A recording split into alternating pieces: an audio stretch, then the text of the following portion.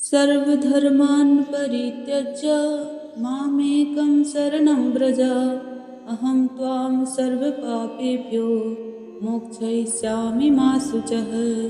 अर्थात भगवान श्री कृष्ण ने अर्जुन से कहा, तुम सभी धर्मों को छोड़कर केवल मेरी शरण में आ जाओ, मैं तुम्हें सभी पापों से मुक्त कर दूंगा। तुम्हें डरने की कोई आवश्यकता नहीं है। प्रिय भक्तजनों, जो भक्तजन भगवान विष्णु के शरण में रहते हैं, उन्हें कहीं भी किसी भी समय, किसी भी विपत्ति के समय भी या कैसा भी समय हो, उसमें डरने की कोई आवश्यकता नहीं। भगवान पर विश्वास बनाए रखिए, वो हमेशा आपके साथ ही रहते हैं। जय माता रानी दोस्तों, राधे राधे। आपके अपने चैनल श्री प्रभु कृपा में आपका बहुत बहुत स्वागत है। सबसे पहले मार्गशीर्ष मास की कथा सुनने वाले सभी भक्तजनों का आज के कथा में हार्दिक अभिनंदन है। आज हम मार्गशीर्ष मास के महत्व और अध्याय 18 की कथा के बारे में विस्तार से जानेंगे। जैसा कि आप सभी जानते हैं, मार्गशीर्ष मास विशेष रूप से भगवान विष्णु और भगवान शिव के पूजन के लिए बहुत शुभ माना जाता है। मार्गशीर्ष मास हिंदू कैलेंडर के अनुसार एक विशेष मास है, जो प्रायः नवंबर और दिसंबर के बीच में आता है। यह महीना शांति, समृद्धि और भक्ति के लिए विशेष होता है। इस माह में विशेष रूप से रात्रि पूजा और व्रत किए जाते हैं। आज की कथा में हम अध्याय 18 का श्रवण करेंगे। एक समय की बात है, जब भगवान श्री कृष्ण ने अर्जुन से गीता के उपदेश देने के बाद उन्हें मार्गशीर्ष माह के महत्व के बारे में बताया, तब उन्होंने अर्जुन से कहा कि इस माह के दौरान विशेष ध्यान और पूजा से आत्मा की शुद्धि होती है। अर्थात अध्याय 18 की कथा में भगवान श्री कृष्ण ने अर्जुन से कहा, हे अर्जुन, इस मास में विशेष रूप से तप, दान और पूजा का महत्व है। इस मास में न केवल मानव जीवन को सुधारने का अवसर मिलता है, बल्कि यह ईश्वर के साथ साक्षात्कार का भी समय होता है।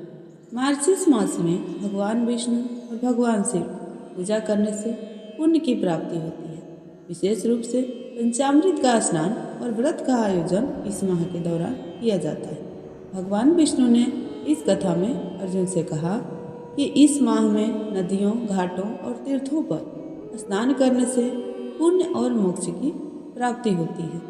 उपवासी और श्रद्धा के साथ किए जाने वाले कर्मों का महत्व बताया भगवान ने। इस माह में विशेष रूप से ब्राह्मणों को भोजन और वस्त्र का दान देना अत्यंत लाभकारी माना जाता है। साथ ही इस माह में एकाग्रता से मंत्र जाप और संकीर्तन करने से व्यक्ति के जीवन से दुख और अज्ञान समाप्त हो जाते हैं। भगवान श्री कृष्ण ने अर्जुन से कहा कि इस माह के दौरान किए गए प्रत्येक छोटे से छोटे अच्छे कार्य का फल कई गुना बढ़ जाता है। इस माह में भगवान श्री कृष्ण और भगवान शिव की पूजा से विशेष रूप से उनके भक्तों की आस्था मजबूत होती है। एक भक्त था जो हर मार्गशीर्ष मास में व्रत करता था। एक बार उन्होंने सोचा, क्या मुझे यह व्रत करने से सच में कोई लाभ होगा?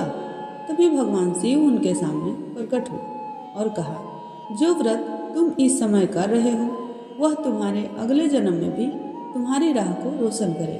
अर्थात प्रिय भक्तजनों, हमें कभी भी अच्छे कर्मों से पीछे नहीं हटना चाहिए। इस माह में जितनी भी पूजा और उपासना होती है, वह हमें जीवन में शांति, समृद्धि और मोक्ष की दिशा में अग्रसर करती है। हमेशा ध्यान रखें, भगवान की कृपा से हम अपने कर्मों के फल को भोगते हैं। इस माह में हमें अपनी श्रद्धा, विश्वास और समर्पण को और भी मजबूत करना चाहिए।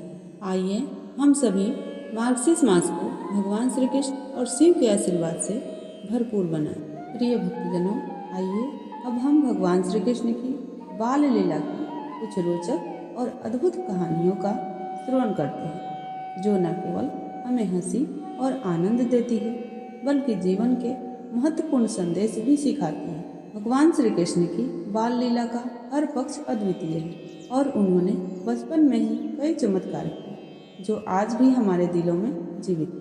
वासुदेवाय महात्मने मनम्या भगवती श्री कृष्णाय यशोदा देवक्याः सुताय च। अर्थात भगवान श्री कृष्ण ने वासुदेव और देवकी के घर जन्म ली और यशोदा माता के द्वारा पालन किया। भगवान श्री कृष्ण का जन्म मथुरा में हुआ। जब कंस ने अपनी बहन देवकी के 8वें पुत्र के बारे में सुना था, वह जानता था कि इस पुत्र के हाथों उसकी मृत्यु होगी और इसलिए उसने देवकी और उनके पति वासुदेव को कारागार में बंद कर दिया। लेकिन भगवान श्री कृष्ण ने अपनी अद्भुत लीला से वासुदेव के साथ मथुरा से गोकुल तक सुरक्षित रूप से यात्रा की और गोकुल में यशोदा माता के घर जन्म लिए। अब आइए बात कर लेते हैं भगवान श्री कृष्ण की सबसे प्रिय बाल लीला माखन चोरी। गोकुल में बचपन में भगवान श्री कृष्ण को माखन खाना बहुत पसंद। वह अक्सर माखन चुराते और अपने दोस्तों के साथ बैठकर उसका आनंद लेते। कभी वह माखन को मटकी में से चुराकर खाते थे तो कभी अपने दोस्तों के साथ मिलकर माखन की चोरी करते थे। उनकी यह लीला सभी को हंसी और खुशी देती है, लेकिन और साथ ही यह भी सिखाती है कि हर चीज का आनंद तभी लिया जाता है जब वह सच्चे दिल से किया जाए। भगवान श्री कृष्ण की माखन चोरी की लीला ने गोकुल वासियों को एक अजीब स्थिति में डाल दिया था। यशोदा माता जब भी माखन चुराने का आरोप लगाती तो भगवान श्री कृष्ण अपनी प्यारी मुस्कान के साथ अपनी निर्दोष भाव को जताते थे और यह सब देखकर सभी लोग बस हंसी में झूम उठते थे। बालकृष्णो माखन प्रियं हर्षाय च राधिका सर्वं क्रीडा सुखं कृत्वा तं दृष्ट्वा यशोदा मया।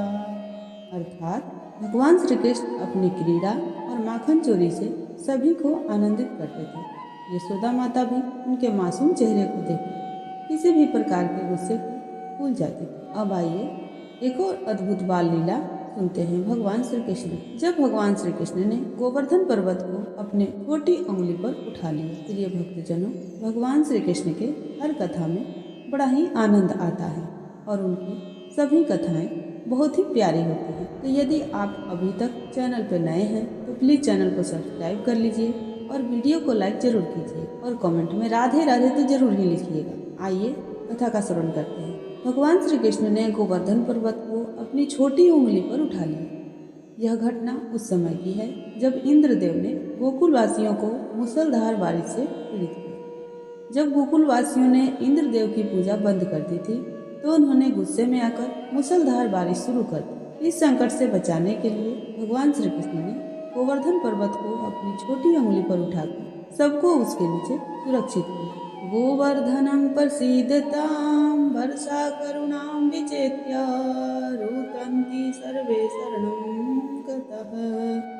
अर्थात जब भगवान श्री कृष्ण ने गोवर्धन पर्वत को उठाया और गोकुल वासियों को इंद्रदेव के प्रकोप से बचाया। भगवान श्री कृष्ण की यह लीला दिखाती है कि भगवान अपनी भक्ति और प्रेम से अपने भक्तों की रक्षा करते हैं और उनके विश्वास को कभी टूटने नहीं देते। और हाँ प्रिय भक्तजनों, आप सभी कमेंट नहीं करते, कमेंट जरूर कीजिए और कमेंट में राधे राधे जरूर लिखिए। अब आइए भगवान श्री कृष्ण की एक और मजेदार लीला का श्रवण करते हैं। भगवान श्री कृष्ण ने अपने मित्रों के साथ कई मजेदार लीला की। वह जंगल में गायों के साथ घूमा करते थे और उनके साथ खेलने के लिए बहुत सारी खेलों का आयोजन करते थे।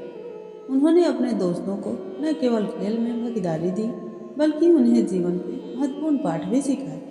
एक बार जब भगवान श्री कृष्ण और उनके मित्र एक साथ खेल रहे थे तो उन्होंने भयंकर प्रलयकालीन सांप कालिया के साथ भी युद्ध किया।